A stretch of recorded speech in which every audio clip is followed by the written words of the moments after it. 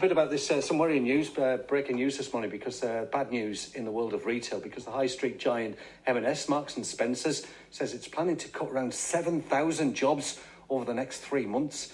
The company planned to reduce the number of roles at the retail chain's centre support centre, but also regional management and UK stores are going to be affected as well. And it comes after the department store Debenhams said it's going to axe 2,500 jobs on top of 4,000 it announced back in May.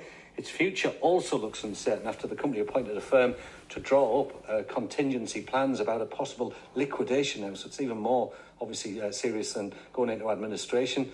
So what's happening on the high street? Shall we try and find out? And whether, I hope we're wrong, it's the tip of the iceberg. We can speak to John Heagney, who's a local retail consultant. John, hiya. Morning, Neil. Hiya. Really, really, really sad news. 7,000 jobs now from M&S. They've announced they're going. Is it much of a surprise, this, or? Not at all. I mean, 7,000 jobs is a tragedy. It's about 9.2% of the total workforce of M&S. But I think you need to sort of put the whole thing into perspective. This is just the latest chapter in a long-running saga that has seen the changing face of M&S, and they describe it as a shift in trade, and it's completely factual.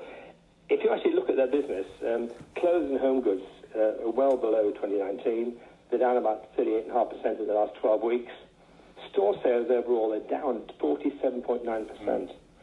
They do have an online presence that is building up, and that's up about 39%. So that's an improving picture. It's been trending that way for a long time, hasn't it? And hence why they've gone into the food side of things.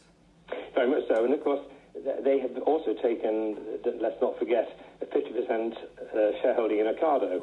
And that's going to see the M&S brand replacing Waitrose in Ocado with about 6,000 food lines. So that is a very good strategic investment for the business. Do you worry this is the tip of the iceberg then, John? Oh, it absolutely is the tip of the iceberg. I mean, we will witness a complete bloodbath on the high street for non-food retailers. But for M&S, this is all about survival. They've got to take some very tough decisions to survive. They have absolutely no other option whatsoever. And they are realigning the business. They're making changes, making very significant changes. And they're also part of that is through digital means, using technology to handle tasks better. And of course, we've got not just the retail sector, but a lot of businesses. They all have to move away from furloughing, and that's really crunch time as to whether they can pick up the bill there, to keep their staff on. It's a very, very difficult. The only sector of retail in the UK that is actually performing well at the moment is food. People have to eat. And particularly with still a lot more people working from home, the whole food retail industry is actually doing better at the moment. But I actually look a little bit further ahead with M&S, and I suspect that within 10 or 15 years, M&S will just be known as a food retailer. Really? And people will say, do you remember when Marks and Spencer sold clothes? No, never. Adapting to a modern world, isn't it? That will happen. What's the future for the high street now? We've heard a lot, haven't we, even over the last, dare we say, decade or so, about how town centres are going to have to reinvent themselves as well. Is it now more than ever? Is it really make or break? Absolutely. We're going to see a big change to high streets. We're going to see more people moving back. People will be living in high streets. So there will be a change. There will be more leisure activities happening in high streets. So there's going to be a move from traditional retail to people living in high streets. The whole emphasis is going to change, and maybe everything moves on. Nothing is forever, and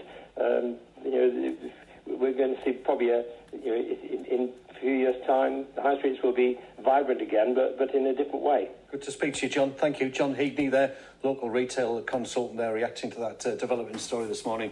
M&S looking over the next couple of months to make up to 7,000 people redundant. The sound